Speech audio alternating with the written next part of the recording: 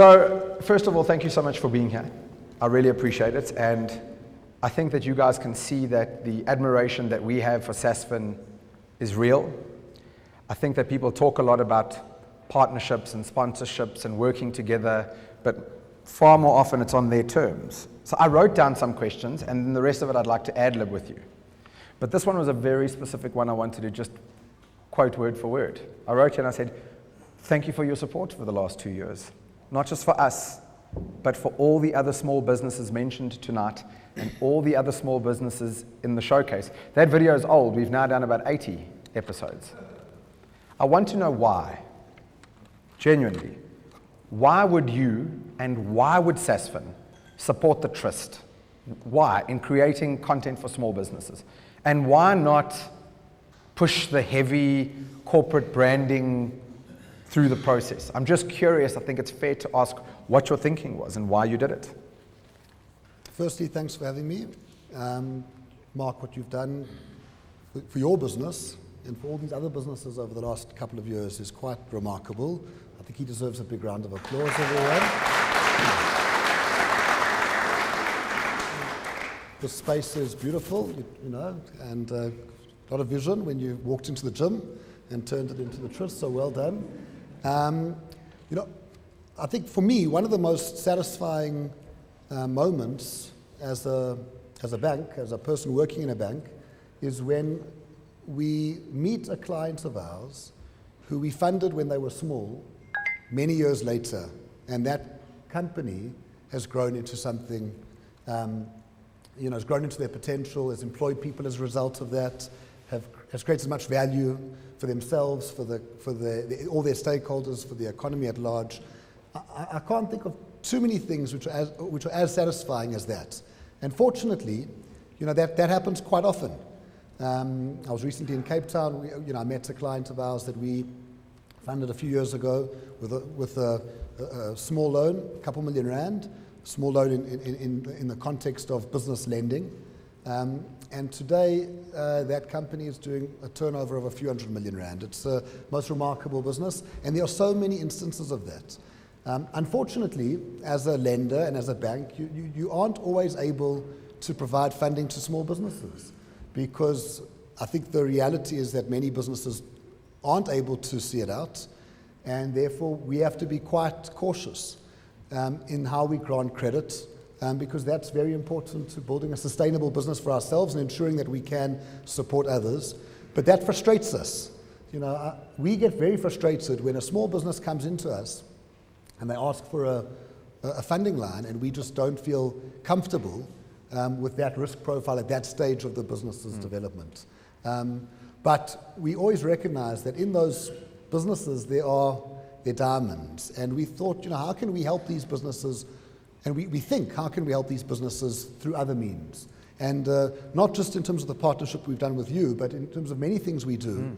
We're saying, what can we do to enable these small businesses, which hopefully will go on to employ people, to grow value for their stakeholders and for the broader economy, which is, as I think you've said so articulately, is critical to the future of our country. Yeah, and it's been such a fascinating journey. I'm going to get to the questions that I think we're all after, but I just think it's so interesting because it shows you like where there's a will, there's a way in that instance. And I think so many people, I think there is genuinely a way that you can set up partnerships where everybody wins. So in this case, once we got hold of this partnership together, you guys paid us, and that has effectively enabled us to create the content for others. I think it's shone you guys in a positive light, but I think what then you guys did was reinforce that by not pushing the heavy branding, why I'm just bringing it up to you guys, I think it's such a great example. There is marketing, putting something on a billboard, and basically no one gives a shit when they drive past it, and that money's blown. But to me, this was just such a more efficient, it certainly helped us out during the craziest of times. In turn, we got to help out all these other small businesses. And in turn, people really bought into this idea of the small business showcase. And so a lot of these videos went viral, and your name was plastered all over that. And then we got to activate you in small bits and pieces. And I just think that when you look at that intersection, everybody won. And I wish more businesses I'm not hijacking it. I just wish more businesses could see that, because like I said in the video, small businesses have no choice but to be very efficient. So we had no choice but to do this, but I think it's a model for small and big businesses to be efficient with a system where everybody wins. So thank you.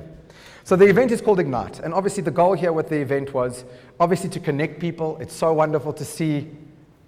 It's so hard to judge, by the way, with free events. How many people will pitch? To be fair, I did make a plea to you, and you pitched. So thank you. Thank you for accommodating the small business-esque in us. The event is called Ignite, and I think what I want to hear from you really is I want to get a broad statement from you. Where do you think the economy is right now? And I want to just be succinct, because I look down at my notes sometimes because I can really, I'm sure you've worked it out, I can be all over the show. Where is the South African economy right now?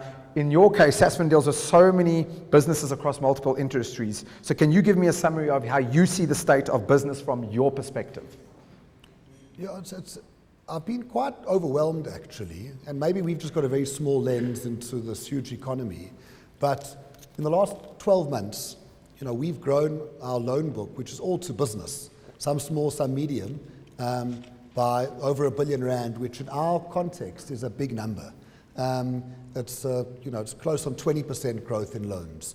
And those loans, we put clients through the rigor when we assess a new credit. And the fact that businesses are borrowing again, because we went through a couple of years where, we weren't that comfortable lending, and businesses were looking difficult, not looking great in 2020 and 2021. But since about April last year, or March last year, we've seen quite meaningful lending growth. And we've also seen a lot of businesses that struggled. And there were many businesses that struggled, and we needed to indulge payment holidays and to kind of give some relaxation on some of our terms to support these businesses through the very difficult months of the first lockdown and the second lockdown. But generally speaking, they've been resilient. And I think that if that is a small window into the economy, I think there's quite a lot to be positive about. As you said, South Africa's got lots of challenges, and if you're in a manufacturing concern and you're not sure when there's going to be load shedding and whatever else it's going to be, that's going to hurt you. But there are, businesses find a way, and we've seen that. And I think that there's in many sectors, whether it's mining related or even the agri, with these rains, so that creates challenges for construction, but it creates other opportunities for farmers. So there's lots of there's a lot of good in this economy at the moment, off a very low base, but momentum is a powerful force. So if you go from 0 to 1, you might be in a stronger position than if you go from 8 to 7. And I think that there is that pickup that we can definitely see in our clients. And when we do our reviews of our clients every day, generally speaking, across the board, we see progress, which is very positive. So it's interesting for me because I obviously talk to a lot of small businesses. I think it's the climate has never been tougher for them, but to your point, I talk to all the small guys. So it's so funny, we realized that we've misplaced our batteries before like 5 o'clock. I'm like, well, we don't want that. So as you do as a small business, I shoot off to macro, and I bump into a lady that used to do a bit of our PR, like a one-man band. First question I ask, how's it going? She's like, I'm starting to catch my breath a little bit. So what, did you take a knock during COVID? Absolutely, but just kind of clung on, and it's definitely getting better. And whenever we deal with the small businesses, we see that. It's a question that I ask. I think at the same time that South Africans, I don't know if you would agree, there's another side to it, which is I just think South Africans are a bit ground down mentally, because there's a lot coming at us.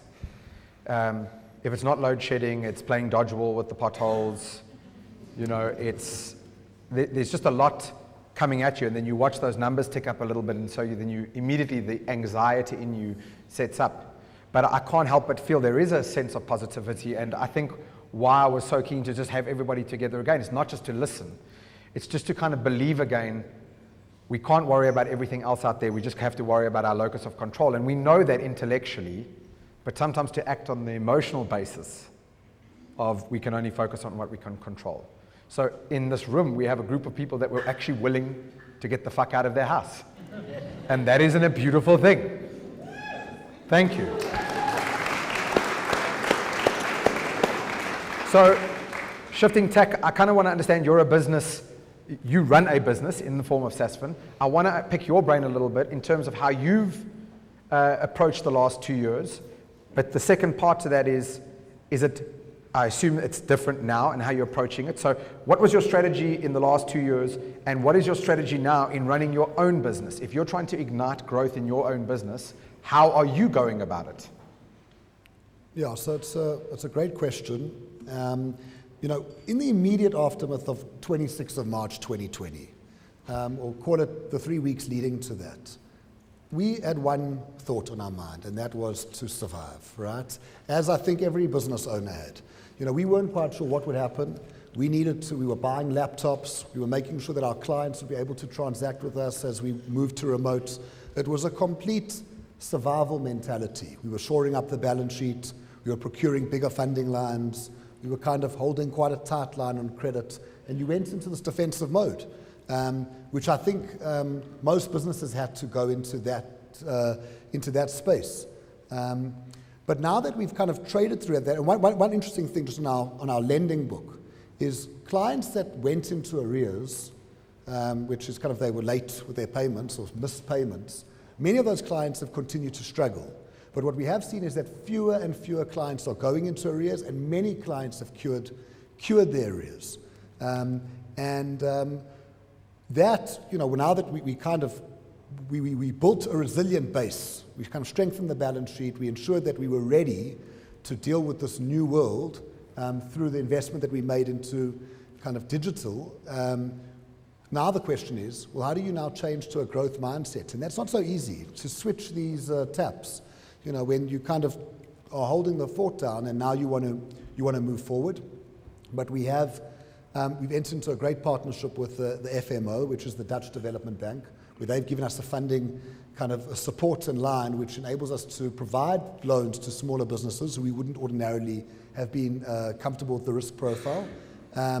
But we've hired new people, and in the last 12 months, as I say, we've grown our lending by R1 billion, which is almost 20%. So the mentality has shifted, and we're going out there to say that now is an opportunity to grow. And as difficult as COVID has been for business, if you go back to the Great Depression or the Black Monday of 1987 or whatever else it might be, you'll see a long trail of businesses that closed down. But you'll also find in those periods businesses that were born and businesses that kind of reinvented themselves that today are giants, that today are very successful businesses.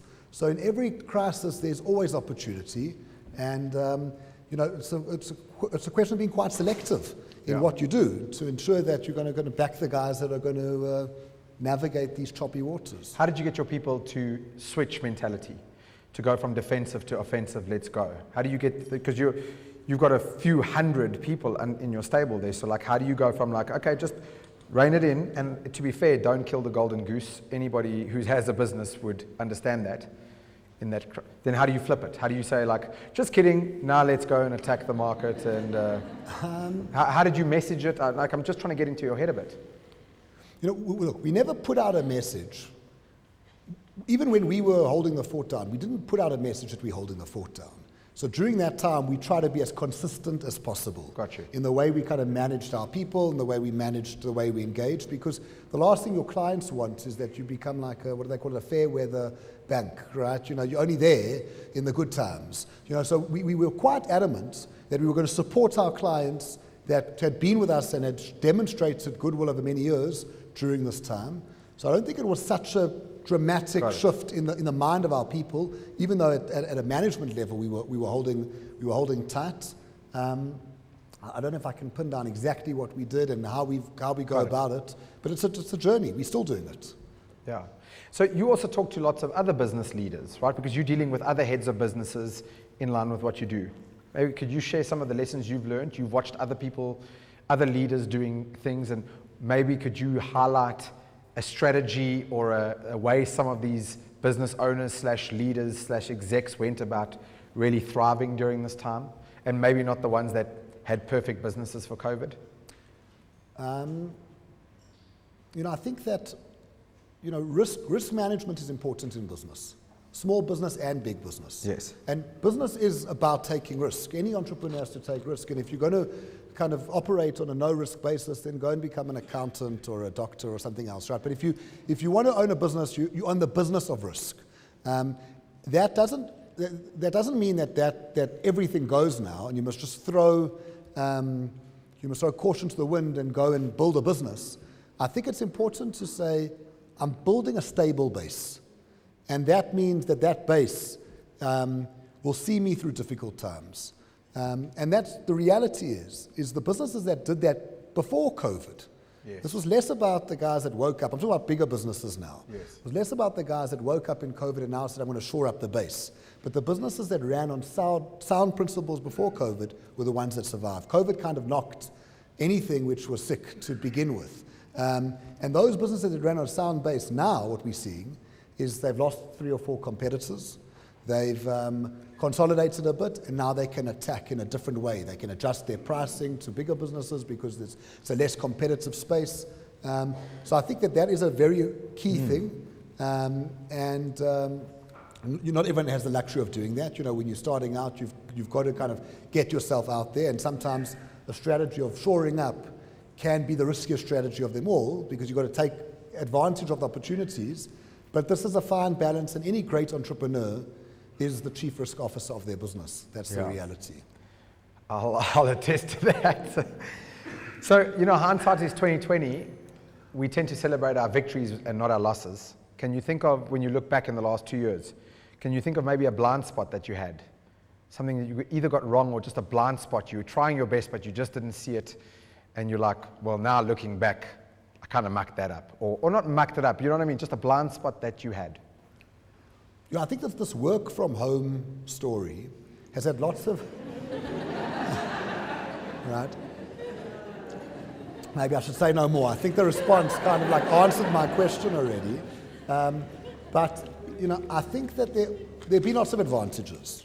And the reality is that we ask our staff, and the majority of them want to work from home a lot of the time. Not all of the time, but a lot of the time. That is what they want. And I don't think it's a good idea to ignore that.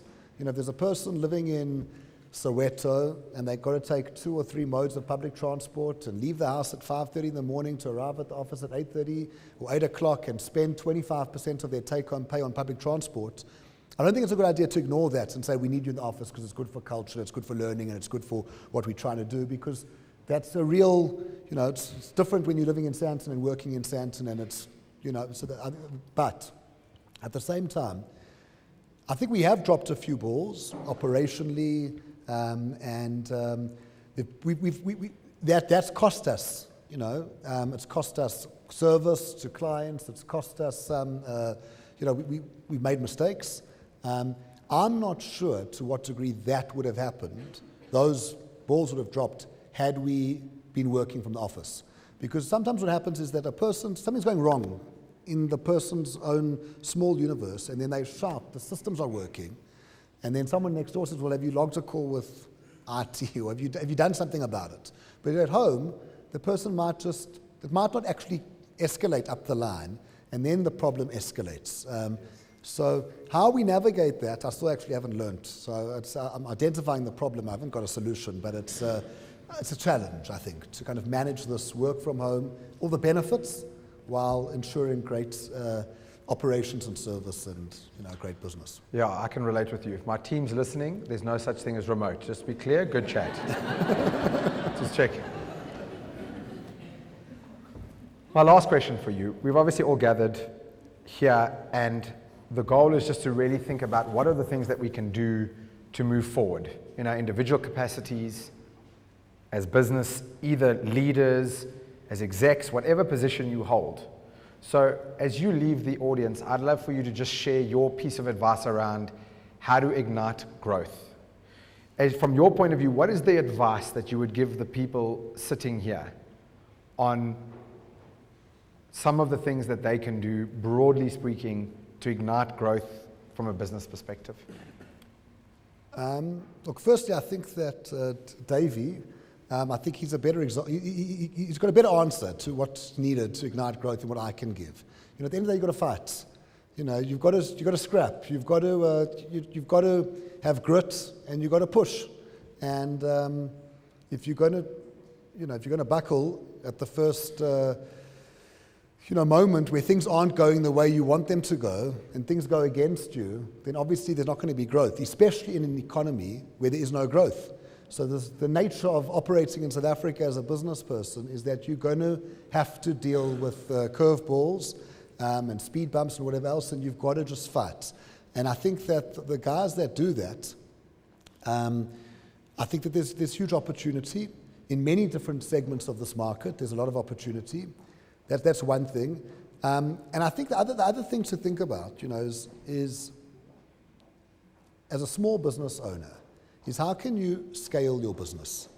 And that often, talks to, there's so many businesses that kind of get going, and then they just hit a ceiling. And then it's like everyone else's fault. It's the bank didn't give me funding, and the labor laws are too complicated, and this is too much of a challenge, and there's load shedding, etc. But how do you now shift from the small business, this one-man band, into something which is a little bit more sustainable and scalable, and the way that you bring people in and trust people and work with people and choose people, I think that's critical, because without that, I think you can get stuck. And you need people who aren't just going to tell you what you want to hear. You need people who are going around you going to say that actually I think that what you're doing is crazy. It's like ridiculous. And I think that's very important. But really it's grit, and perseverance. That's the key. I learned from you guys, and it's been such a fascinating process, that there's a gap between the value you create and the end result, the next thing. So I think sometimes what's happening is, certainly from a small business showcase, small business perspective, is that I've just seen what happens when you create the value. And I think that sometimes the problem is it's backward for a lot of people. They're saying, like, I'll create value with certain condition. So I know that we wouldn't have been here for sure. I never once thought the small business showcase was going to take off. I just thought, Jesus, I got the crap kicked out of me, and there's other small businesses, and we've got like an hour or two a day spare in the studio. We should give that to small businesses. And I didn't really think about what would come of that. And we created that value, and then you guys arrived.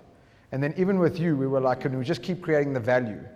And so now we've forged all these cool relationships with small businesses in ourselves. And we never knew it was coming. We just said, how do we create as much value? More recently, I went on like a mental health speaking tour where I've been speaking at companies at no cost once a day. The irony is that I keep getting booked. I didn't think about it like that. I was so angry 6 weeks ago when it was so difficult to get people to events. And I was like, we're not in a physical lockdown anymore, we're in an emotional lockdown. And I kept having this question in my brain, when do we break the cycle? When do we break the cycle? And I was like, well, what can I do? I can speak for a living. Let me just go talk to people and take out the economic catch. And then it's easy for people to go, oh, I'll have you come talk at my company. And then these people get to see me and they're like, oh, that was really good. Could you come do that for us at my conference? We'll pay you. I'm like, wow, I didn't think about it like that. And so there's something about creating value over and over and over. And I want to say thank you so much for, you guys really came in at a time, whether you meant to or not, whether you knew it or not, you came in at a time where I swear to God that water was here. It was excruciating. And I remember when that email came through from Ellie, I was in Cape Town for a friend's wedding, and I think I jumped through the roof of that hotel building. And that was, like, at the time, that amount in previous times, but at the time it was it was the biggest deal. And when I looked at the pictures and the videos and the photos in the last 2 days, just putting this all together, and I thought, sometimes we just underestimate. It's excruciating in the moment, but you underestimate how much you can achieve in a year. I look back at a year and I'm like, oh my God, I can't believe how shit this place looked a year ago, a week ago, 2 days ago. So I just want to say, you and I have had 2 or 3 conversations on camera before, and what I've appreciated about you the most is that I don't think you're a CEO of a bank living in an ivory tower. I've always got that feeling from you, and I think that it's run down through the organization. And I have a love-hate relationship with corporates, but it's been because they tend to corporatize everything. And when you're a small business, that's highly shit. But you guys gave us the creative control and freedom. You know, even now, it's like no one's saying, don't say that bad word. So thank you. I just wanted to say thank you to your team. Ellie, you're a fucking superstar, woman.